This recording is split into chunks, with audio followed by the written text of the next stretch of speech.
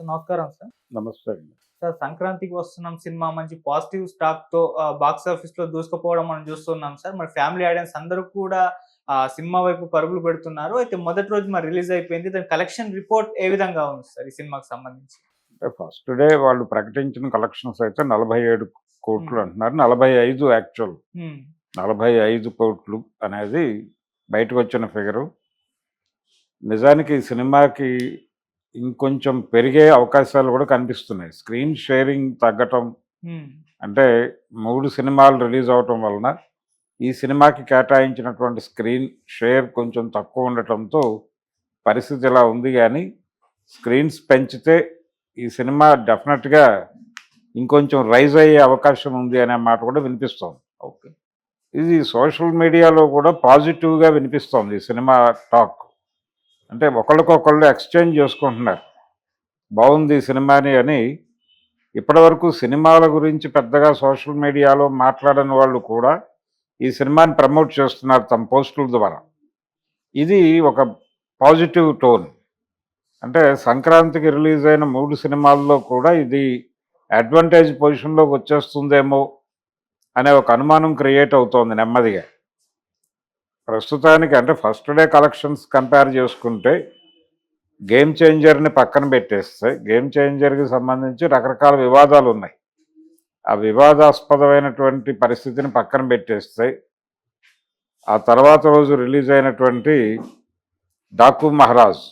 'డాకు మహారాజు' 56 వాళ్ళు అనౌన్స్ చేసింది. 56 అంటే ఇది 45 దాని మీద తగ్గింది. కానీ ప్రస్తుతానికి 'డాకు మహారాజే' లీడ్ పొజిషన్‌లో కనిపిస్తున్నప్పటికీ, హ్మ్. నెమ్మదిగా స్క్రీన్స్ పెరిగే కొద్దీ ఈ సినిమా గట్టి పోటీ ఇచ్చేటువంటి అవకాశం కనిపిస్తోంది 'డాకుకి'. ఒక్కొక్కసారి ఏం జరుగుతుందంటే రేస్‌లో వెనకున్నవాడు నెమ్మదిగా ముందుకెళ్ళే అవకాశాలు కూడా ఉంటాయి. అలాంటి ఒక ఝలక్ ఇచ్చే పరిస్థితిలో ఇప్పుడు 'సంక్రాంతికి వస్తున్నాం' అనే సినిమా కనిపిస్తోంది. ఓకే. ఇది నెమ్మదిగా నంబర్ 1 అయిపోతుందేమో అనేటువంటి ఒక అనుమానం వ్యక్తమవుతుంది సర్వత్రా. 'డాకు' అభిమానులు కూడా ఇప్పుడు అలర్ట్ అయిపోయారు. సినిమాని ఇంకొంచెం ప్రమోట్ చేయాలి అనేటువంటి యాక్టివిటీలోకి వెళ్ళిపోయి, హ్మ్. అందులో భాగంగానే ఈ సీక్వెల్, ప్రీక్వెల్ హడావిడి ఇవన్నీ చేస్తున్నారు. అలాగే ప్రమోషనల్ యాక్టివిటీ కూడా పెంచుతున్నారు దానికి. మళ్ళీ ఎన్హాన్స్ చేసే ప్రయత్నం చేస్తున్నారు. అదే సమయంలో వీళ్ళు చేస్తున్నారు. సినిమాకి హిట్ టాక్ వచ్చింది కాబట్టి దీన్ని డెఫినెట్‌గా సస్టైన్ చేయాలి. బలమైన పోటీ ఇవ్వాలి అనేటువంటి ప్రోగ్రామ్‌లో వీళ్ళున్నారు. ఆంధ్రాలో కొంచెం థియేటర్స్ అవైలబిలిటీ బాగుంది. కంపారిటివ్‌గా తెలంగాణతో పోలిస్తే 'సంక్రాంతికి వస్తున్నాం' అనేది సినిమాకి అక్కడ స్క్రీన్ షేరింగ్ దొరికింది. అందుకని కొంత హ్యాపీగా ఉన్నారు. అయినప్పటికీ 'డాకు' ఫస్ట్ డే కలెక్షన్స్‌నైతే ఇది నమోదు చేయలేకపోయింది. హ్మ్. కారణం ఏంటంటే స్టార్ స్టేటస్ అనేది ఖచ్చితంగా సక్సెస్‌ఫుల్ ట్రాక్‌లో ఉన్నటువంటి ఒక స్టార్ హీరోకి వచ్చేటువంటి కలెక్షన్స్ వేరే లెవెల్‌లో ఉంటాయి. ఈ సంక్రాంతి విషాదం ఏంటంటే ఏ సినిమా కూడా ఒక బీభత్సమైన వైబ్‌తో అయితే మొదలవ్వలేదు. నాకు వైబ్ కావాలి అని చెప్పి ఆయన గొడవ చేశాడు 'దిల్ రాజు' గారు. హ్మ్. వైబ్ అని హడావిడి చేశాడు కానీ సంక్రాంతికి వస్తున్నాం సినిమా ఓపెనింగ్స్ కూడా అంటే బుకింగ్ ఓపెన్ చేసిన తర్వాత అంత పెద్ద హడావిడి కనిపించలేదు. 'పుష్ప 2'కి కనిపించిన హడావిడి కనిపించలేదు. 'గేమ్ చేంజర్'కి కనిపించలేదు.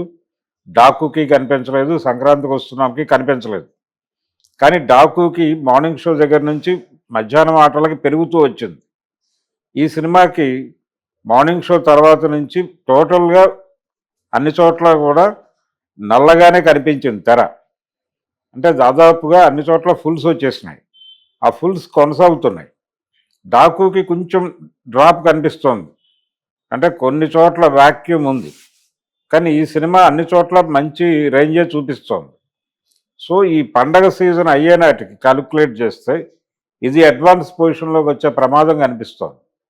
ఏది 'వెంకటేష్' గారి 'సంక్రాంతికి వస్తున్నాం'. హ్మ్. సో 'దిల్ రాజు' గారు హ్యాపీ. ఆయన ఒక సినిమా ఇబ్బంది పెట్టినా ఒక సినిమా గట్టెక్కిచ్చింది ఒక రకంగా.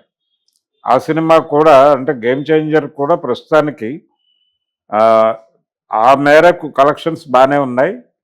కానీ అక్కడ 'గేమ్ చేంజర్' విషయంలో కూడా ఇబ్బంది ఏంటంటే దీనికంటే కూడా చాలా కాలం క్రితం రిలీజ్ అయినటువంటి పుష్ప 2 లాంటి సినిమాలకి అడ్వాంటేజ్ పొజిషన్ వస్తుంది కంపారిటివ్గా. ఉమ్, అందుకని దాన్ని డిజాస్టర్గా అంగీకరించక తప్పని పరిస్థితి.